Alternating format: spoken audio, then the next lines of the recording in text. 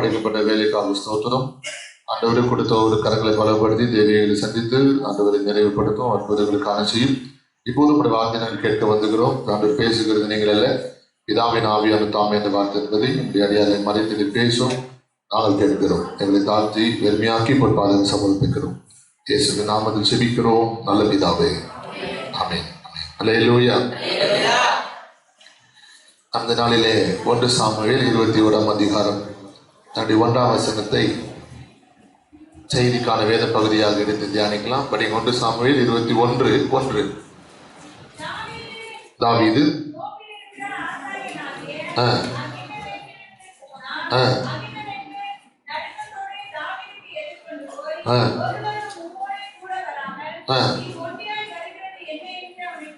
போதும். அல்லேலூயா. இந்த 21 அதிகாரம் 1 வசனத்துல பார்க்கும்போது தாவீது நோபில் இருக்கிற ஆசாரியனாகிய அகிமெலேக்கிடத்தில் போனான். இந்த அகிமெலேக் யாருன்னா ஒரு ஆசாரியன், ஊழியக்காரன். அது நன்றாக நீங்கள் தெரிந்து கொள்ளுங்கள். இப்ப தாவீது எங்க போறாருன்னா நோபில் இருக்கிற ஆண்டவரை போய் அங்க என்ன பண்றாரு, ஆராதிக்க போகிறார். அல்லேலூயா. எங்க போறாரு சொல்லுங்க பார்க்கலாம். ஆண்டவரை ஆராதிக்கும்படியாக போகிறார். இப்ப இந்த நோம் என்றால் என்ன அர்த்தம் என்று சொன்னால், இந்த மன்னித்துக் கொள்ளுங்க, நோம் எங்க இருக்கிறது என்றால் மேட்டில் இருக்கிறது. மேடு என்ற அர்த்தம், அப்படின்னு ஒரு ஆவிக்குரிய அர்த்தம் மேடு. இப்ப ஏன் தாவீது நோபுக்கு போனார்? அவர் போகக்கூடிய காரணம் என்ன, அங்கே என்ன நடந்தது என்று சொல்லி வசனத்தின் வாயிலாக தியானிக்க போறோம். இந்த 21 அதிகாரத்துக்கு முன்னாடி முந்தைய வேத பகுதியை நாம் பார்க்கும் போது தாவீது வாழ்க்கையில வெளியே துரத்தப்பட்ட ஒரு அனுபவம். என்ன, சவுல் ராஜா என்ன பண்றாரு, தாவீத மருமகனாக்குறார். தன் மகளை கொடுத்த மருமகன் வீட்டோட மாப்பிள்ளையாக்கி தாவீத கொலை செய்யும்படியாக திட்டம் திட்டுகிறார். கரங்களை உயர்த்தி அல்லேலூயா சொல்லுங்க. சவுளுடைய நோக்கமே என்ன, தாவீதை தன் மருமகனாக்கி அவனை என்ன செய்யணும், கொலை செய்ய வேண்டும். இதுதான் நம்முடைய திட்டம். காரணம் என்னன்னா, இப்ப வந்தவனுக்கு என்ன ஆயிடுச்சு, பேரும் புகழும் ஆயிடுச்சு. நம்மளை மட்டுப்படுத்தி அவனை மிகப்படுத்திட்டாங்களே, அதனால அவனை உயிரோட வைக்க கூடாதுன்னு தான் சவுளுடைய கொலைவெறி. ஆகவே எப்படியாவது தாவீதை தீர்த்து கட்ட வேண்டும் என்ற எண்ணம். அதனால மருமகனாக்கி அவனை கொலை செய்யப்படி திட்டம் தீட்டி, இந்த திட்டம் தாவீதுடைய சிநேகிதனும் அதே நேரத்தில் சவுளுடைய மகனுமான யோனத்தான் தெரிவிக்க ராஜ அரண்மனையை விட்டு தாவீது வெளியே புறப்பட்டு வருகிறார். கைதுகிற அல்லேலூயா சொல்லுங்க, சத்தமா சொல்லுங்க அல்லேலூயா. கவனிக்கணும். இப்போ கவர்மெண்ட் அரசாங்கம் ஒரு மனுஷனை கைதியாக சிறைப்பிடிக்கணும்னு தேடும் போது அந்த ஆள் எந்த வீட்டுல போய் ஓடி ஒழிய முடியும்? அப்படி ஒருவேளை அந்த யாராவது அந்த கைதிக்கு இடம் கொடுத்தால், பாதுகாப்பு கொடுத்தால் என்ன நடக்கும்? புரியுற மாதிரி சத்தமா சொல்லுங்க. அவங்களும் தண்டிக்கப்படுவார்கள். இப்போ சவுல் ராஜா தாவீதை தேடுறான். தாவீதை தேடும் போது தாவீது யார் வீட்டுக்கு போய் ஒளிஞ்சுக்க முடியும்? எங்கேயாவது ஒளிந்து கொள்ள முடியுமா? எங்கேயுமே என்ன பண்ண முடியாது, ஒளியவே முடியாது, மறைந்து கொள்ள முடியாது, தன்னை காப்பாற்றிக் கொள்ள முடியாது. சிந்தித்து பாருங்க. கர்த்தருக்கு சோதரம். எருசலேமில் அவர் எங்க ஓடுவார்? எங்கேயுமே போக முடியாது. எங்க போனாலும் சவுல் என்ன பண்றான், தாவீதை பின்தொடர்ந்து கொண்டு இருக்கிறான். அவங்க அப்பா அம்மா வீட்டுக்கு போனா சேர்த்துப்பாங்களா? என்ன சொல்லுவாங்க, மகனே உன்னை நாங்க இங்க பாதுகாத்துட்டோம்னா குடும்பம் முழுவதையும் சவுல் என்ன செஞ்சிடுவான், கொண்டுடுவான். நீ இங்க இருக்காரு, ஓடிவிடு. அதுக்கப்புறம் இந்த நண்பர் வீட்டுக்கு போயிருப்பாரு, சிநேகிதர் வீட்டுக்கு போயிருப்பாரு, உற்றார் உறவினர் வீட்டுக்கு போயிருக்கலாம், எங்கெல்லாம் போயிருக்கலாமோ அங்கெல்லாம் போயிருக்கலாம். ஆனால் யாரும் தாவீது என்ன பண்ணல, சேர்த்து கொள்ளல. தாவீது வாழ்க்கையை பார்த்தீங்களா? கர்த்தருக்கு ஸ்தோத்திரம். ஏமாற்றப்பட்ட ஒரு நிலைமை. ராஜா தன்னை மருமகனாக்கி கௌரவப்படுத்தினார் என்று நினைத்தான். ஆனால் ஒரு சதித்திட்டம் இருக்கிறது என்றுதான் பின்னாடி அவன் புரிந்து கொண்டான். ஏமாற்றப்பட்டு வெளியே துரத்தப்பட்டான். யாரும் தாவீதை சேர்த்துக் கொள்ளல, எல்லாராலும் கைவிடப்பட்டான். யார் வீட்டுக்கு போனாலும் என் வீட்டுக்கு வராத, என் வீட்டுக்கு வராத, என் வீட்டுக்கு வராதுன்னு என்ன பண்ணிட்டாங்க? தாவீதை துரத்திட்டாங்க. காரணம், கர்த்தருக்கு ஸ்தோத்திரம், அவன் ராஜாவினால் தேடப்படுகிற ஒரு மனுஷன். அவன் கொலைக்கு நியமிக்கப்பட்டவனாக சவுல் ராஜா அவனை தேடுகிறான். இப்படி அவன் ஓடிக்கொண்டே இருக்கிறான். எங்கும் அவனால் என்ன பண்ண முடியல, ஒரு இடத்துல நிலைய அவனால இருக்க முடியாத ஒரு சூழ்நிலை. இந்த காலை ஆராதனை வந்திருக்கிற தேவ ஜனமே, வாழ்க்கையில இன்றைக்கு அப்படிதான் நீ ஓடிட்டே இருக்கிற. எல்லாராலும் நான் கைவிடப்பட்டிருக்கிறேன். குடும்பத்தாரால், வீட்டாரால், உற்றார் உறவினரால், சொந்தக்காரரால், என் குடும்பத்தாரால், எல்லாராலும் நான் கைவிடப்பட்டிருக்கிறேன், மறக்கப்பட்டிருக்கிறேன், புறக்கணிக்கப்பட்டிருக்கிறேன், தள்ளப்பட்டிருக்கிறேன் என்று சொல்லி இன்னைக்கு நொந்து போன ஒரு நிலைமையில வந்திருக்கிறேன். உடைந்து போன ஒரு நிலைமையில வந்திருக்கிறேன். கண்ணீரும் கவலையுமா இன்னைக்கு இந்த ஆராதனைக்கு வந்திருக்கிற அருமையான கர்த்தருடைய ஜனமே, தாவீதும் அப்படிப்பட்ட நிலைமையில் தான் அவர் காணப்பட்டார். அல்லேலூயா.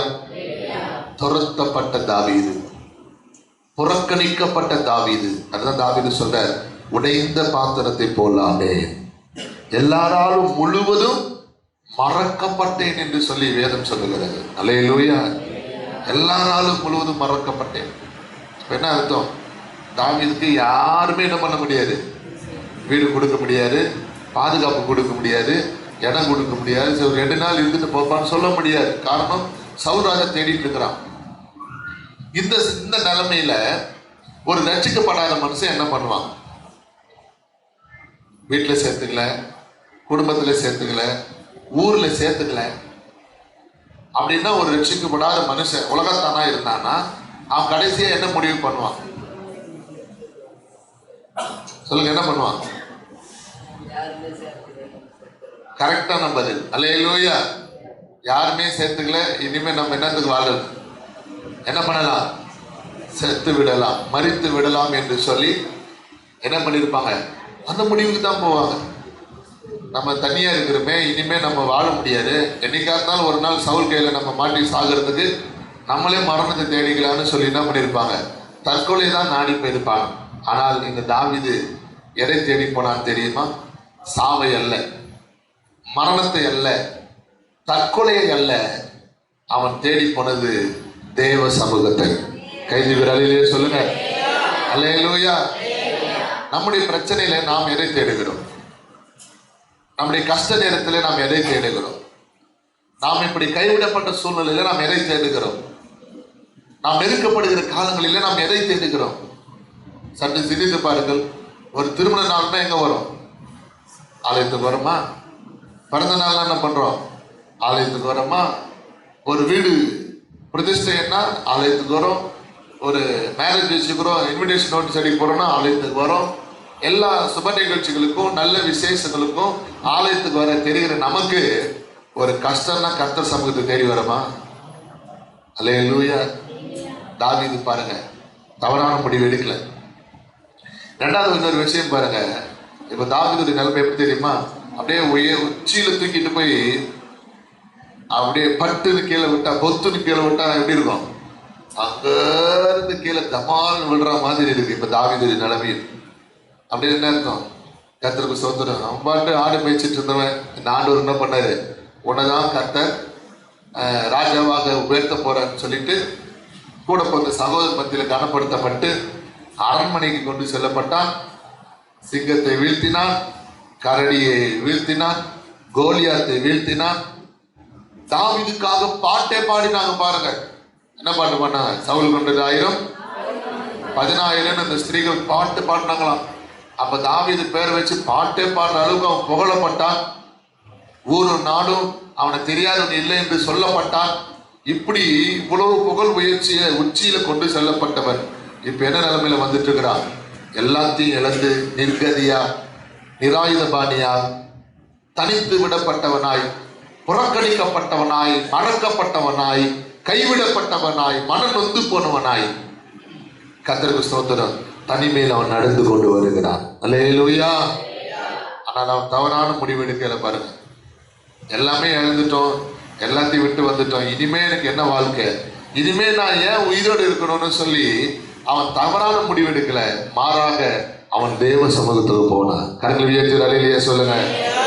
அல்லேலூயா. ஏன் அவன் தேவ சமூகத்துக்கு போனான்? அதுதான் இன்றைக்கு மிக முக்கியமான ஒரு விஷயம். தேவ சமூகத்துக்கு போய் அங்கே ஆசாரியனிடத்துல போனான். ஆண்டவர்கள் அல்லேலூயா சொல்லுங்க. வேதத்துல எலிசா தீர்க்கதரிசி வாழ்ந்த காலத்துல ஒரு விதவை என்ன பண்ணுகிறாள்? ஊழியக்காரர்கிட்ட போறார். சொல்றா, ஆண்டவரே, என்னுடைய கணவர் மரித்து விட்டார். ஐயா, என் கணவர் என்ன செஞ்சுட்டாரு? இறந்துட்டாரு.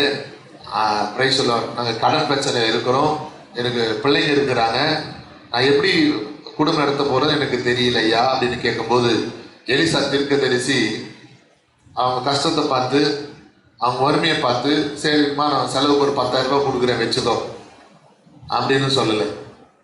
அல்லது அந்த விதவையான விசுவாசி ஊழியக்காரர் போய் பார்க்கும்போது பாஸ்டர் ஏதாவது கொடுப்பாரு என்கிற எண்ணத்துல போகல. அல்லேலூயா. ஆக மொத்தத்துல ஊழியக்காரர்கள்ட்ட போனாங்க நம்ம ஆலோசனை கேட்கறதுக்கு. ஆமென்.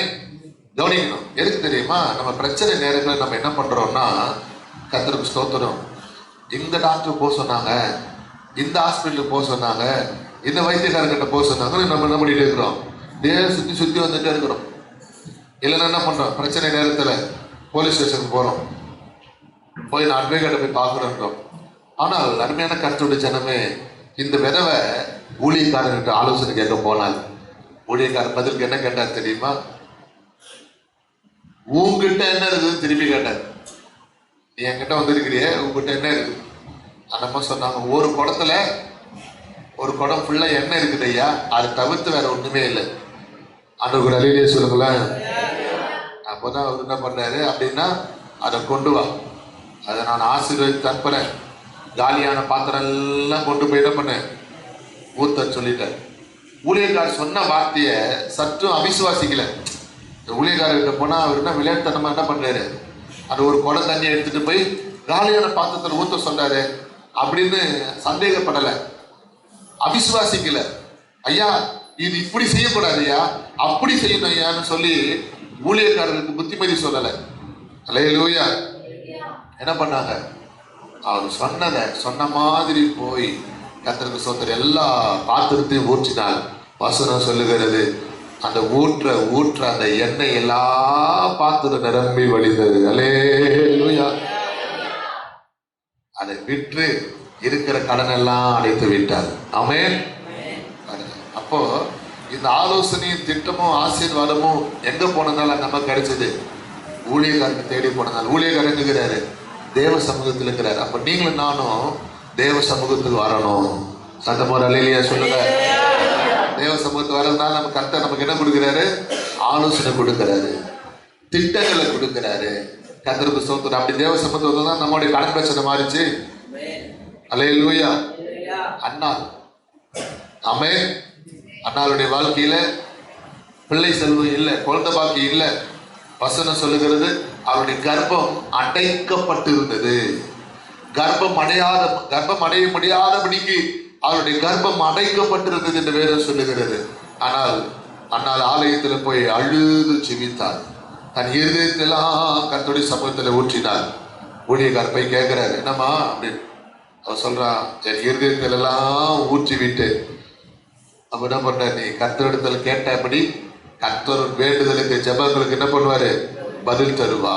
கரங்களை உயர்த்தி அல்லேலூயா சொல்லுங்க. அந்த வார்த்தையே அவருடைய இருதயத்துக்கு ஒரு ஆறுதலாக இருந்தது. சொன்ன உடனே அந்த அம்மா அற்புதம் நடக்கல, ஆனால் ஊழியக்காரனுடைய வார்த்தையை அவள் விசுவாசித்தாள். அல்லேலூயா.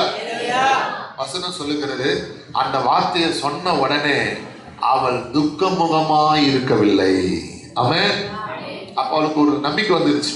ஊழியக்கார வாயில வார்த்தை வந்துருச்சு, கர்த்தர் நிச்சயமா என்ன பண்ணுவாரு? செய்வார். ஆண்டவர் 1 அல்ல 2 அல்ல, அன்னாளுக்கு 5 பிள்ளைகளை கொடுத்தார். கரங்களை தட்டி ஒரு அல்லேலூயா சொல்லுங்க. அல்லேலூயா சொல்லுங்க. நம்முடைய எந்த ஒரு தேவைக்கும் நம்ம எங்க போகணும்? தேவ சமூகத்துக்கு போகணும். அனுதினமும் நம்ம வீட்டிலேயே தேவ சமூகத்தில் இருக்கணும். அந்த பழக்கம் நமக்கு இருக்கா? நமக்கு அவசரம்னா எங்க போறோம்? நம்முடைய தேவைக்குன்னா எங்க போறோம்? நம்முடைய கஷ்டத்துக்கு எங்க போறோம்? நம்முடைய பிரச்சனைக்கு எங்க போறோம்? நம்முடைய இல்லாமைக்கு எங்க போறோம்? யாரை தேடி போறோம்? நம்முடைய ஒவ்வொரு எதிர்பார்ப்புகளுக்கும் யாரை பார்த்து கொண்டிருக்கிறோம்? இந்த காலவெளியில் தேவச்சனமே, நல்ல விசேஷங்களுக்கு சர்ச்சுக்கு வர தெரியுது, நாம நம்முடைய பிரச்சனை நேரத்தில் தேவ சமத்துக்கு வர தெரியலையே. ஆமென், அல்லேலூயா, கர்த்தருக்கு ஸ்தோத்திரம். அதனாலதான் அந்த தாவீது என்ன பண்றாரு, அதை நல்லா தெரிந்து கொண்ட கரெக்டா தோப்புல இருக்கிற தேவ சமூகத்துல போய் அங்க போகும்போது ஊழியக்காரனை பார்க்கிறாரு. ஊழியக்காரர்கிட்ட கேட்கிறாரு, ஐயா நான் நடந்து தெரிந்து விடாய்த்து போனேன், ஆமென், அதனால புசிக்கிறதுக்கு அப்பம் வேணும். கைதுக்கு ஒரு அலையிலேயே சொல்லுங்க. பாருங்க, இதுல ஒரு பாடம் நீங்க கத்துக்கணும். அப்போ அந்த ஆசாரியன் சொல்றாரு, பரிசுத்த அப்பம் தான் இருக்குது, அது நீ புசிக்க கூடாது. படிங்க 21ஆம் அதிகாரம் அதனுடைய 3-4 வசனங்கள்.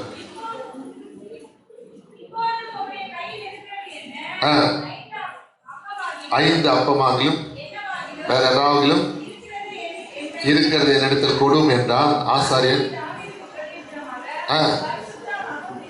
பரிசுத்த அப்பம் இருக்கிறது ஒழிய சாதாரண அப்பம் என் கையில் இல்லை, சேராக இருந்தால் கொடுப்பே. கைக்கு ஒரு அலையிலேயே சொல்லுங்க. கவனிச்சிங்களா? திருவிருந்த அப்போல்லாம் பழைய ஏற்பாட்டில் பஸ்கா பண்டிகை வருஷத்துக்கு ஒரு முறை தான். ஆனால் புதிய ஏற்பாட்டில் நம்ம என்ன பண்ணுறோம், மாதந்தோறும் திருவிருந்த நம்ம என்ன செய்கிறோம், புசிக்கிறோம். ஆனால் பழைய ஏற்பாட்டு ஆசாரியர்களே சொல்லியிருக்கிறாங்க பாருங்க, அந்த அப்பத்தை புசிக்கிறவங்க என்ன பண்ணக்கூடாதான், திருமணமானவங்களா இருந்தால் 5ஆம் வசனம் சொல்லுகிறது, அவர்கள் விலகி இருக்க வேண்டும் என்று சொல்லி. படிங்க.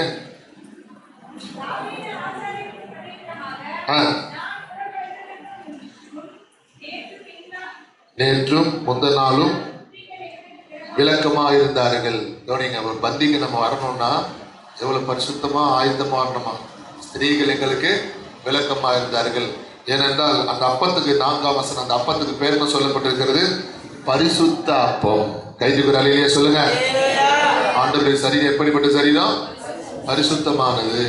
அந்த பரிசுத்தமானது நம்ம புசிக்கிற நாம தகுதி உடையவர்களாய் பரிசுத்தமுடையவர்களாக போய் எடுக்கணும். அல்லேலூயா. அது பழைய ஏற்பாட்டிலே அந்த பிரமாணமா கரம் பிடிச்சிருக்காங்க பாருங்க. கர்த்தருக்கு ஸ்தோத்திரம். அப்பதான் அவர் என்ன பண்றாரு, நாங்க புறப்பட்டு வரும்போது நாங்க சுத்தமா தான் இருக்கிறோம், ஆயத்தமா தான் இருக்கிறோம்னு சொல்ல, அப்ப தாவீது சொல்றாரு, அப்படியானால் இன்றைக்கு புது அப்பம் வச்சிருப்பீங்களே, சுட்டிருப்பீங்க, நேற்று தினத்தில் வச்ச அப்பம் பழசாயிட்டு இருக்கோம்ல, அந்த அப்பம் கொடுங்க, அது வேஸ்டா தானே போகும், அந்த அப்பத்தை நாங்க புசிக்கிறோம் அப்படின்னு தாவீது கர்த்தருடைய சமூகத்துல போய் அப்பத்தை வாங்கி புசிக்கிறார். கரங்களை தட்டி ஒரு அலையிலேயே சொல்லுங்க. இதுவரையிலும் என்ன கேட்டோம், கர்த்தருடைய சமூகத்துக்கு போன எலிசா கிட்ட போன அந்த விதவைக்கு என்ன கிடைத்தது, ஆலோசனை கிடைத்தது, கடன் பிரச்சனை தீர்வதற்கான வழி கிடைத்தது. அல்லேலூயா.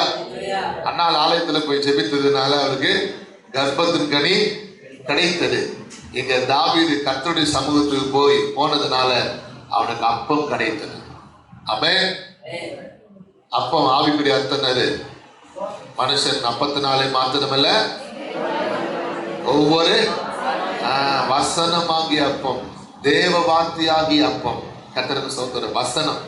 அப்போ தாவீதுக்கு இங்க என்ன கிடைக்குதுன்னா, ஆவியானவருடைய பரிசுத்த ஆவியானவருடைய ஆலோசனை கிடைக்கிறது. அவன் தனித்து விடப்பட்டிருக்கிறான்ல, அவனுக்கு யாரு இருக்கிறா, இப்போ யாராவது தாவீது இருக்கிறான்னு சொல்லிட்டா போதும், உடனே சவுல் வந்துடும். அப்படிப்பட்ட ஒரு நிலைமையில அவன் ஒடுங்கி போயிருக்கிறான். ஆனால் வேற எந்த ஒரு முடிவு எடுத்துக்கொள்ளாம தாவீது தேவ சமூகத்துக்கு போனான். அல்லேலூயா.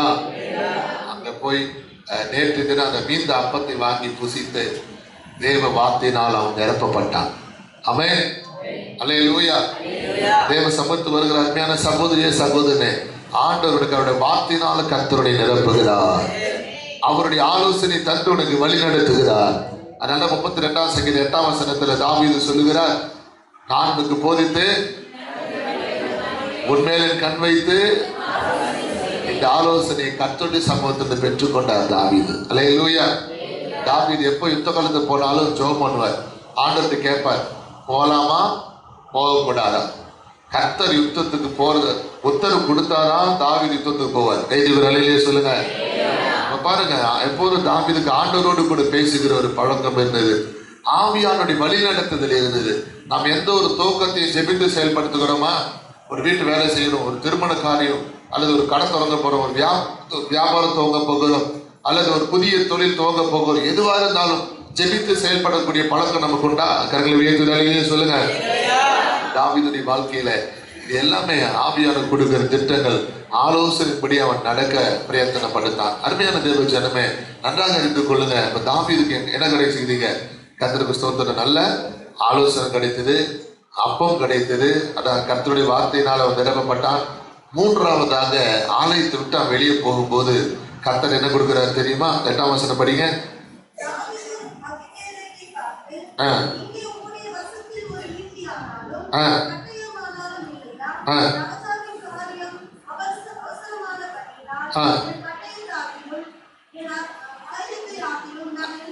எடுத்துக்கொண்டு வரவில்லை. இப்ப தாவீது ஆசாரியரை பார்த்து கேட்கிறான், ஒரு பட்டயமோ ஈட்டி எடுத்த கொடுக்கல.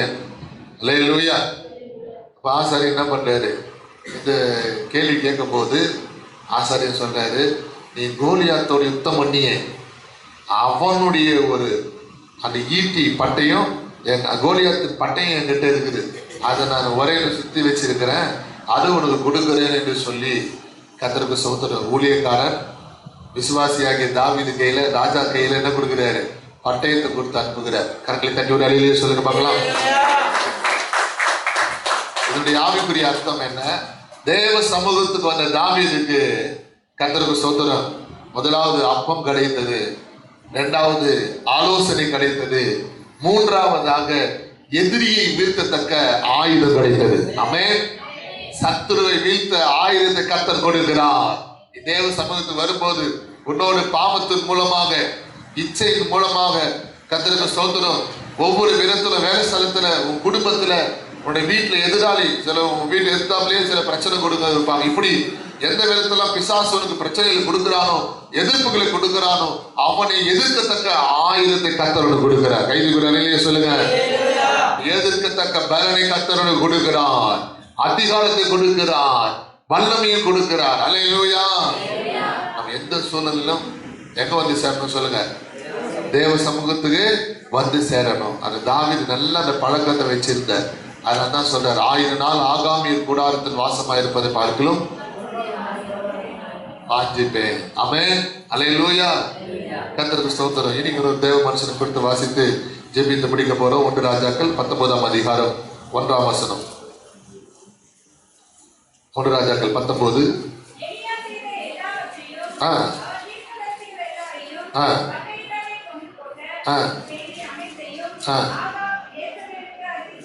ஆமென். அல்லேலூயா.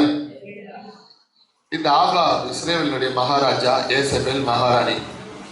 அது நன்றாக தெரிந்து கொள்ளும். 1 ராஜாக்கள் 19ஆம் அதிகாரம் 1ஆம் வசனம் கவனிக்கணும்.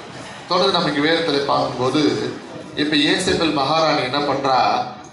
எலியா தீர்க்கதரிசியை கொல்லும்படி ஆட்களை அனுப்பி வைக்கிறார். கவனிக்கிறீங்களா? ஏன் அனுப்பி வைக்கிறார்னா, முந்தன அதிகாரத்துல நீங்க வீட்டுல உட்கார்ந்து படிங்க, 18ஆம் அதிகாரத்துல படிச்சு பார்த்தீங்கன்னா, எலியா தீர்க்கதரிசி பாகாலுடைய பூசாரிகளை 450 பேரை என்ன பண்றாரு? வெட்டி வீழ்த்துறாரு. கைதுகிற அலையிலே சொல்லுங்க. அப்ப அதனாலதான் இந்த ஏசபேலுக்கு கோபம். என் பூசாரிகளை, அதாவது அந்த பாகால் பூசாரிகள், அவங்களுக்கு சொல்றேன், பாகால் பூசாரிகளை வெட்டி வீழ்த்தினது ஏசபேலுக்கு கோபம் வந்துருச்சு. கட்டாயம் எலியாவே இதற்கு சமமாகவும் இதற்கு நிகராகவும் நான் என்ன செய்வேன்? உன்னை கொலை செய்வேன் என்று சொல்லி எலியாவை கொல்லும்படி இந்த மகாராணி ஆட்களை அனுப்புகிறார். கைதுக்கு சத்தம் அலையிலேயே சொல்லுங்க பார்க்கலாம். அல்லேலூயா. இப்படி இருக்க இப்போ இந்த எலியா என்ன பண்ணாரு? இந்த செய்தி கேள்விப்பட்ட மாத்திரத்துல அவர் சோர்ந்து போய் சூரிய செடி கிளம்பி படுத்துகிறார். ஆமென். அல்லேலூயா. நம்ம ஆளுங்களை இப்ப நல்லா அழகா ஜெபம் பண்றாங்க. எப்படி ஜெபிக்கிறாங்கன்னா, முன்னாடிலாம் ரட்சிக்கப்படுறதுக்கு முன்னாடி எந்த ஒரு பிரச்சனைனாலும் உங்க கூட நான் வாழ்றதுக்கு செத்துடலாம். இப்படிப்பட்ட ஒரு சொல்லும் போது நான் இருக்கணுமா? இந்த சந்தேக வாழ்க்கையோடு வாழணுமா? இந்த பிரச்சனைகளோடு நான் இருக்கணுமா? அதுக்கு போய் நான் தண்டவாளத்தில் போய் விட்டுடலாம் தலையே, அல்லது வேற ஏதாவது குளத்துலையோ கிணத்துலையோ ஏரியிலையோ போய் என்ன பண்ணலாம்? குதித்து மாய்த்து கொள்ளலாம். யார் தண்ணி நல்லா இருக்கு பிடிக்கலையே உங்களுக்கு? அல்லேலூயா. கர்த்தருக்கு ஸ்தோத்திரம். அருமையான கர்த்தருடைய ஜனமே, நம்ம கவனிக்கணும். ஏதாவது ஒண்ணு பண்ணி செத்துடணும் அப்படின்னு ரட்சிக்கப்படாததுக்கு முன்னாடி நம்ம பேசிட்டு இருந்தோம். இப்ப ரட்சிக்கப்பட்டுட்டோம். இப்ப ரட்சிக்கப்பட்டுட்டு இப்ப நம்ம என்ன பண்றோம்? அந்த சுபாவம் நமக்கு மாறல. இன்னும் கூட ரட்சிக்கப்பட்டு கூட நமக்கு இன்னும் அந்த குணம் மாறவே இல்லை பாருங்க. இப்ப ரட்சிக்கப்பட்டுட்டு நம்ம அது மாதிரி மரணத்தை நம்மளா தேடி போயிட்டு எங்க போக முடியாது, பரலோகம் போக முடியாது. அதனால இப்ப என்ன பண்றோம்? ஆண்டவரே என்னை எடுத்துக்கொள்ளும். அல்லேலூயா. ரட்சிக்கப்படுறதுக்கு முன்னாடி நான் செத்துறேன்னு சொன்ன டைலாக் போய் இப்ப கர்த்தருக்குள்ள வந்ததுக்கு அப்புறம் நான் என்ன பண்றோம்? எனக்கு வாழ பிடிக்கல, இருக்க பிடிக்கல, என்னை எடுத்துக்குங்கப்பா. அல்லேலூயா. ஆமா ஆண்டவரே, எனக்கு இருக்க பிடிக்கல ஆண்டவரே, என்னை எடுத்துங்க. என்னை எப்போ எடுத்துக்க போறீங்க? எப்போ எடுத்துக்க போறீங்க? எப்போ எடுத்துக்க போறீங்க? சீக்கிரமா எடுத்துக்க, சீக்கிரமா எடுத்துங்க. இதேதான் பஞ்ச பாட்டு பாடிட்டு இருக்கிறோம். கரங்களை உயர்த்தி அல்லேலூயா சொல்லுங்க. கர்த்தருக்கு ஸ்தோத்திரம். கவனிக்க அருமையான கர்த்தர் ஜனமே. இப்ப எலியா எப்படி ஜெபிக்கிறார் படிக்கலாமா? 19 அதிகாரம் 4ஆம் வசனம்.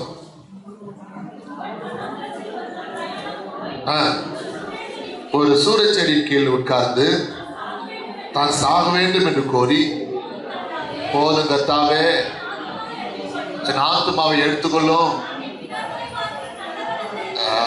நான் என் பிதாக்களை பார்க்க நல்லவன் அல்ல. அல்லேலூயா. என்ன சொல்றாரு? போதும் கர்த்தாவே, என்ன எடுத்துக்கொள்ளும். நம்மளோட என்ன பண்ணிட்டோம்? எலியா எப்ப ஜெபம் பண்ணாரோ அப்போது இப்ப நிறைய விசுவாசிகள் என்ன பண்றாங்க? ஆண்டவரே, நான் நல்லவன் அல்ல, என்னை என்ன பண்ணுங்க, என்னை எடுத்துக்கொள்ளுங்க, இவன் கூட வாழ முடியாது ஆண்டவரே, தெரியாதனமா கல்யாணம் பண்ணிட்டு வந்தேன். அந்த பாஸ்டர் முன்னாடியே சொல்லியிருந்தாருன்னா, இந்த பொண்ணு வாயாடி அடங்காதவன்னு முன்னாடியே சொல்லியிருந்தாருன்னா கட்டாயம் நான் இந்த பொண்ணு என்ன பண்ணிருக்க மாட்டேன், கட்டியிருக்க மாட்டேனே. எனக்கு தெரியாதனமா பண்ணி வச்சிட்டாங்களே, அது இப்படி ஒரு வாழ்க்கை வேணுமா? எங்க அம்மா வீட்டுக்கு போக முடியாது. அந்த ஒரு அழிலையே சொல்லுங்க பார்க்கலாம். தாவீது பார்த்தீங்களா? இந்த காலகட்டத்தில் நம்ம என்ன பண்றோம்? கோவிச்சுட்டு என்ன செய்யறோம்? அம்மா வீட்டுக்கு போயிடுறேன், அண்ணன் வீட்டுக்கு போறேன், பெரியப்பா வீட்டுக்கு, சித்தப்பா வீட்டுக்கு, எங்கேயாவது ஓடுறோம். தாவீது எங்க ஓடினான்? தேவ சமூகத்துக்கு போனான். அல்லேலூயா. கர்த்தருக்கு ஸ்தோத்திரம். சிலருக்கு ஓடுறதுக்கு ரெடியா இருப்பான். கண்ணு மூடி கடந்ததுல சூட்கேஸ் துணி ரெடியா இருக்கும். கர்த்தருக்கு ஸ்தோத்திரம். ஃபோன் பண்ணி ஆட்டோ காரெல்லாம் கூட வர வச்சுடுவாங்க போல இருக்கு, முன்கூட்டியே ப்ரிப்பேரா. அப்படி ஒரு சொல்லுவானா சட்டுன்னு ரெடியா இருப்பான். அருமையான கர்த்தருடைய ஜனமே, நீங்கள் அப்படிப்பட்ட அல்ல என்பதை நான் விசுவாசிக்கிறேன். ஆமென். என்னோட விசுவாசிக்கிறவங்க கரங்களை உயர்த்தி அலையிலேயே சொல்லுங்க. நம்ம அப்படி பண்ணவே கூட. இந்த காலத்து கொண்டும் பொறுத்து விட்டு அம்மா வீட்டுக்கு போறேன், வீட்டை விட்டு போறேன் அப்படின்னு நம்ம செய்யக்கூடாது. அது தவறு. அப்படிப்பட்டவர்கள் மீது ஆண்டவருக்கு பிரியமே இருக்காது. அவங்களுடைய ஜெபமும் அங்கீகரிக்கப்படாது. உண்மையா சொல்ல போனா அவங்க மேல ஆண்டவருக்கு கோபம் தான் வரும். ஒருவேளை நீங்க நினைக்கலாம், கர்த்தருக்கு ஸ்தோத்திரம், அப்ப இவ்வளவு கஷ்டத்தை நான் பொறுத்துக்கிட்டு இருக்கணுமா, சகிச்சிருக்கணும். தாவீது என்ன பண்ணான்? எங்க போனான்?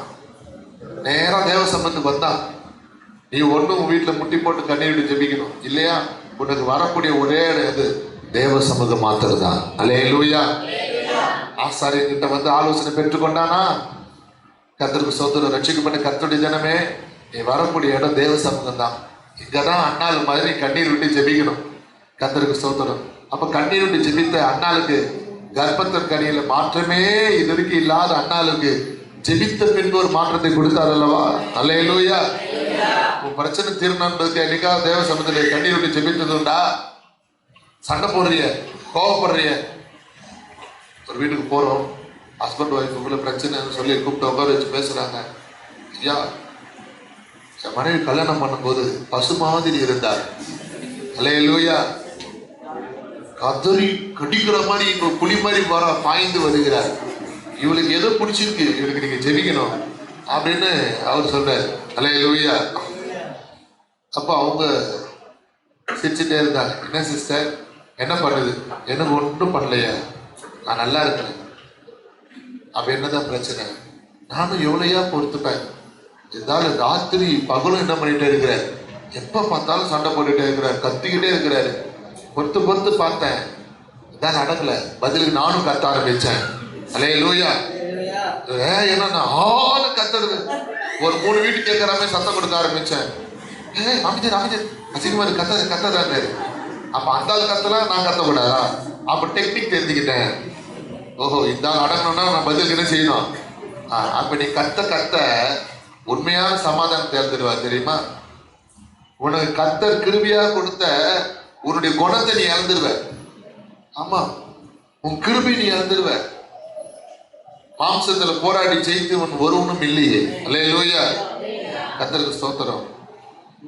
நான் சாதாரணமா சொல்றேன், அவங்க சொல்லும் போது எனக்கு சிரிப்பு வந்து என்னால் அடக்கவே முடியல. கொஞ்ச நேரம் பார்த்து கணவர் சிரிக்கிறார். அப்புறம் அவரே சிரிக்கும் போது நான் ஏன் அமைதியாக இருக்கணும், நானும் கூட சேர்ந்து சிரிக்கிறேன். அவர் சொல்றாரு, இப்போதான் எனக்கே விஷயம் தெரியுதையா உங்களோட சொல்லும் போது, அதுதான் நீ கத்தறியா அப்படின்ட்டாரு. அல்லேலூயா. அப்போ கேட்கிறாரு, அப்போ நானும் கத்திட்டா இருந்தேன் இந்த நாள். நீ கத்திட்டு இருந்தேன்னா இல்லையா, நம்ம பிள்ளைங்களை போய் கேளு, பக்கத்து வீட்டில் போய் கேளு எவ்வளோ கத்துற அப்படின்னு. அருமையான தேவ ஜனமே, கத்துறதுனால சண்டை போடுறதுனால பிரச்சனை தீர்வு வரப்போறது கிடையாது. ஆமென். வீட்டை விட்டு நான் போய் ஒரு வாரம் 10 நாள் தங்கிட்டு வரேன், அப்போதான் புத்தி வரும்னு நினைச்சேன்னா அப்போதான் பிரச்சனை வருமே. அப்பவா இல்லையா? அல்லேலூயா. நீ இருக்க வேண்டிய இடத்துல நீ இருக்கணும். கர்த்தருக்கு ஸ்தோத்திரம். நீ இருக்க வேண்டிய இடத்துல நீ இல்லாத போகும்போது தேவையில்லாத பிரச்சனைகள் வரும். ஆமென். அல்லேலூயா. கர்த்தருக்கு ஸ்தோத்திரம். வஸ்தி வராததுனால, வஸ்தி இருக்கிற இடத்துல யார் வந்தா? எஸ்தர் வந்தா. ஏன் வஸ்தின வரமாட்டான் அப்படின்னா? கர்த்தருக்கு ஸ்தோத்திரம். யாரு? வேதத்துல நாம பார்க்கும்போது அகாஸ்வேரு ராஜாவுடைய மனைவி. நம்ம கூப்பிட்டா நம்ம என்ன பண்ணிட்டாங்க, ரொம்ப பிகு பண்ணிட்டாங்க. பார்த்தாரு. ஆனா எஸ்தர் கர்த்தர் கொண்டு வந்து அது ஒரு சூழ்நிலை. அதை நீங்க மாம்சத்தை கம்பேர் பண்ணிட்டாரு. எதுக்காக அந்த வார்த்தையை சொல்றேன்னா, தேவையில்லாத சோதனைக்கு நீ இடம் கொடுக்காத, நான் வீட்டு விட்டு போயிடுறேன் அப்படின்னு சொல்லும் போது உன் வீட்டுல அப்பதான் தேவையில்லாத பிரச்சனை வரும். அதுக்கப்புறம் நீ வீட்டுக்கு நுழையவே முடியாது. தேவஜனமே, ஆண்டவருக்கு நல்ல ஆலோசனைகளை கொடுத்துட்டு இருக்கிறார். ஞானமா கேள்வி வசனத்துல பார்க்கும்போது கர்த்தருக்கு ஸ்தோத்திரம். இந்த எலியா போய் சூரிய செடியில போய் படுத்துட்டு என்ன பண்றாரு? போதும் கர்த்தாவே, நான் கண்ணை மூடி தூங்கிடுறேன். தூக்கத்திலேயே நாத்தமா என்ன பண்ணும், எடுத்துக்கொள்ளுன்னு போய் தூங்குறாரு. தேவதூதன் வந்து தட்டி எழுப்புறார். நீ போக வேண்டிய பிரயாணம் வெகு தூரம், உனக்கு புசிக்கு அப்பவும் தண்ணியை வச்சிருக்கிறேன், புசிச்சுட்டு தண்ணி குடிச்சிட்டு நடப்பான்ட்டார். ஆளு என்ன பண்ணாரு? எழுதாரு, புசிச்சாரு, மறுபடியும் படுத்துக்கிட்டாரு. தாவீது தேடி போய் அப்பம் வாங்கினான். எலியாவுக்கு அப்பம் தேடி வந்தது. அல்லேலூயா. அது மொத்தத்துல 2 பேருக்குமே கர்த்தருடைய வார்த்தை வந்துச்சு. ஆனால் எலியா புறக்கணித்தார். சாப்பிட்டு படுத்துட்டார். அடுத்த வார்த்தை, நான் சாப்பிட்டு படுத்துக்கிறதுக்கு இல்லை, நீ நடந்து போகணும். ஒரே நீ 40 நாள் அளவு நடந்து போகிறதுக்கு தான் அதை கர்த்தர் ஒன்று கொடுத்துருக்கிறார். ஆனா நீ சாப்பிட்டு சோர்ந்து போய் மறுபடியும் படுத்துக்கிற. அதுக்கப்புறம் 2வது விசை தேவதூதனால் அவர் எழுப்பப்பட்ட பின்பு அவர் நடந்து போறாரு. ஆனால் ஆண்டருக்கு கோபம் ஆடல.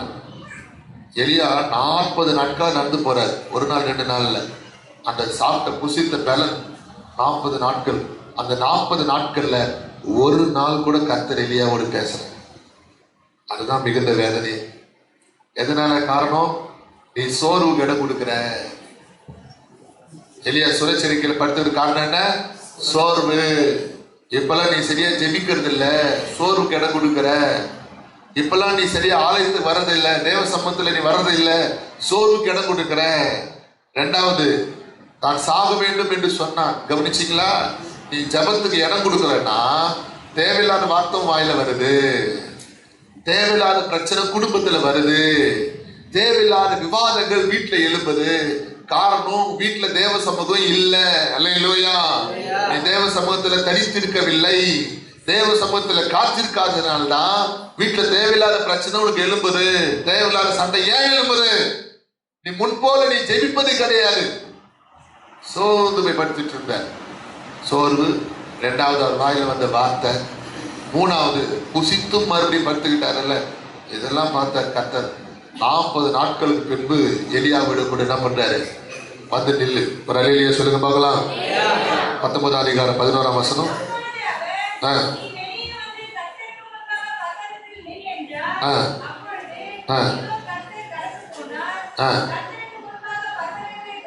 கர்த்தர் கடந்து போயிட்டார். வெளியே வந்து நில்லுன்னு சொல்லியும் கர்த்தர் பேசல. 2வது, கர்த்தருக்கு முன்பாக பர்வதங்களை பிறக்கிறதும், கர்த்தர் பெருத்த காற்று உண்டு பண்ணினார். இதெல்லாம் அவருடைய கோபத்தின் அடையாளம். அதுலயும் கர்த்தர் பேசல. 3வது, பூமி அதிர்ச்சி உண்டாயிடுச்சு, கர்த்தர் பேசல. 4வது, அக்கினி உண்டாச்சு, கர்த்தர் பேசவில்லை. அல்லேலூயா. காரணம் எலியாவுக்கு ஏற்பட்ட சோறு. தேவ ஜனமே, உன் ஆவிக்குரிய வாழ்க்கையில் சோறுக்கு இடம் கொடுக்காத. ஒரு கேள்வி கேட்கட்டுமா? பொய் சொல்லாம ஒத்துக்கிறவங்க மட்டும் எங்கிட்ட நீ கை தூக்கணும். எப்போதாவது சில நேரம் நம்ம பைபிள் படிக்காம விடும்போது, சரி நாளைக்கு சேர்த்து படிச்சுக்கலாம் அப்படின்னு நினைச்சு எத்தனை பேர் எனக்கு அது நினைப்போது, நான் ஒத்துக்கிறேன். உங்களை எத்தனை பேர் அப்படி நினைச்சுக்கிறீங்க? கை தூக்கி பார்க்கலாம். அல்லேலூயா. கை கீழே போடுங்க. நேற்று சாப்பிடல, நேற்று சாப்பாடு சேர்த்து இன்னைக்கு சாப்பிட்றேன்னு நினைச்சு வைக்கிறீங்களா? கை தூக்குங்களேன். ஏன் அது மட்டும் தூக்க மாட்டேன்? சாப்பாடு மாத்திரம் கருத்தா அன்னைக்கு சாப்பாடு அன்னைக்கு சாப்பிட்றோமே, ஆனால் வசனமோ அல்லது ஜபமோ அன்றைய தினத்தை நம்ம விட்டுட்டா நம்ம என்ன பண்றோம்? கர்த்தருக்கு சோத்திரம். உங்களில் ஒருவன் தான், நானும் தான். அல்லேலூயா. கர்த்தருக்கு சோத்திரம். ஏன்னா வசனம் இருபுறமும் கருக்குள்ள பட்டயம். போதிக்கிற என்னையும் குத்தம், கேட்கிற உங்களையும் குத்தம். அதனால தான் நான் சொல்றேன். அல்லேலூயா. அப்ப இன்னைக்கு சாப்பாடு நாளைக்கு சாப்பாடு சேர்த்து சாப்பாடு நினைச்சிருக்கிறோமா? நினைக்கலையே. ஆனால் பைபிள் படிக்கிற விஷயத்துக்கு, ஜெபிக்கிற விஷயத்துக்கு மாத்திரம் என்ன பண்றோம்? நாளைக்கு சேர்த்து பண்ணிக்கலாம் அப்படின்னு நினைக்கிறோம். அல்லேலூயா. அப்படி ஜீவி எப்படி இருக்கு பாரு. கர்த்தருக்கு ஸ்தோத்திரம். எலியாவே, நீ சோறுக்கு இடம் கொடுக்குற, தவறு. நீ சோறுக்கு இடம் கொடுத்துட்டனாவே பிரச்சனை தான். அந்த சோறு ஒவ்வொரு நாளும் ஒன்று மந்தத்தை ஏற்படுத்தும். ஜபத்துல தூக்கத்தை கொண்டு வரும், ஜபத்துல கொட்டாவியை கொண்டு வரும். அந்த கொட்ட ஆவி வீட்டில் இருக்கிறவங்க எல்லாருமே கெட்ட ஆவியா பரவிடும். அல்லேலூயா. எல்லாம் என்ன பண்ண ஆரம்பிக்க? ஜோம் பண்ணும்போது அவ்வளவுதான், தூக்கத்துல இறங்கிடுவாங்க. எல்லாத்துக்கும் அப்படியே பாட்டு பாடிட்டே தூக்கிட்டே இருப்பாங்க. ஜோம் பண்ணும்போது தூக்கிட்டே இருப்பாங்க. எழுந்துன்னா கூட என்ன பண்ணுவாங்க? எல்லாரும் ஆராதனையில என்ன பண்ணுவாங்க? எழுந்துன்னு ஆராதனை பண்ணி உட்காந்துட்டாலும் இவர் மட்டும் என்ன பண்ணிட்டே இருப்பாரு? நின்றுட்டே இருப்பாரு. அல்லேலூயா. கர்த்தருக்கு ஸ்தோத்திரம். எல்லாரும் முழங்கால் பண்ணிட்டு உட்காருங்கள் பாஸ்டர் சொல்லுவார். இவர் மட்டும் அப்படியே குனிஞ்சுட்டே முட்டி போட்டுட்டே இருப்பாரு. தரிசனம் பார்த்துட்டு இருக்கிறாரு. அல்லேலூயா. அப்படிலாம் சிலர் இருப்பாங்க. சரி, கவனிக்கணும் பிரியமானவர்களே. எதுக்காக இந்த வார்த்தை சொல்றேன்னா, இந்த கால வேளையில தேவ சமூகத்துக்கு போ. எங்க போன நீ? எந்த சூழ்நிலையும் எந்த சமயத்திலையும் தேவ சமூகத்தை விட்டு நீ என்ன செய்யக்கூடாது? வெளியே வரக்கூடாது. ஒவ்வொரு நாளும் தேவனுடைய பிரசன்னத்தை நாம் உணர வேண்டும். ஆமென். இஸ்ரவேல் ஜனங்க 40 ஆண்டு காலமாக எதை உணர்ந்து புசித்தார்கள்? வானத்திலிருந்து இறங்கி வந்த மன்னாவை அதை புசிக்கும் போது உணர்ந்து அந்த சுவையை உணர்ந்து தானே புசித்தாங்க. அது மாதிரி தான் நீங்களும் நானும் ஒவ்வொரு நாளும் என்ன பண்ணோம்? தேவ பிரசன்னத்தை நாம உணரணும். அது தேவ சமூகத்துல போய் உட்காரணும். அல்லேலூயா. முழங்கால் பண்ணிக்கணும். ஒவ்வொரு நாளும் நீ முழங்கால் பண்ணிட்டு பிரசன்னத்தை உணர்ந்து நீ ஜெபித்து நீ போகும்போது உன் வாழ்க்கையில் இருக்கிற தடைகள் தன்னால் விலக ஆரம்பிக்கும். அல்லேலூயா. பிரச்சனைகள் மாற ஆரம்பிக்கும். ஆமென். எலியாவது ஒரு தீர்க்கதரிசியா? கர்த்தர் அடிக்கடி பேசுறார். தாவீதுக்கிட்ட அப்படியா? என்னைக்கோ ஒரு நாள் கர்த்தர் தாவீதுக்கிட்ட பேசுறார். ஆனா தாவீதுக்கு அது தெளிவு இருக்கு. பார்த்தீங்களா? பிரச்சனை நேரத்துல அம்மா வீட்டுக்கு போகக்கூடாது, மாமியார் வீட்டுக்கு போகக்கூடாது, அண்ணன் வீட்டுக்கு போலீஸ் ஸ்டேஷனுக்கு என்ன செய்யக்கூடாது? போகக்கூடாது. எங்க போனோம்? தேவ சமூகத்துக்கு போனோம். அந்த தெளிவு தாவீதுக்கு இருந்தது. அதனாலதான் அவருக்கு ஆலோசனை கிடைத்தது, வழி நடத்துதல் கிடைத்தது, எதிரியை வீழ்த்தத்தக்க ஆயுதம் கிடைத்தது. அல்லேலூயா. இன்றைக்கு நீங்களும் நானும் தாவீதை போல தேடுவோம். எல்லாரும் எழுந்து நிற்போமா? எல்லாரும் எழுந்து நின்று கண்களை மூடி கர்த்தருடைய கரத்தில் ஒப்பு கொடுத்து இன்றைக்கு தீர்மானத்தோடு கூட ஜெபிக்க போகிறோம்.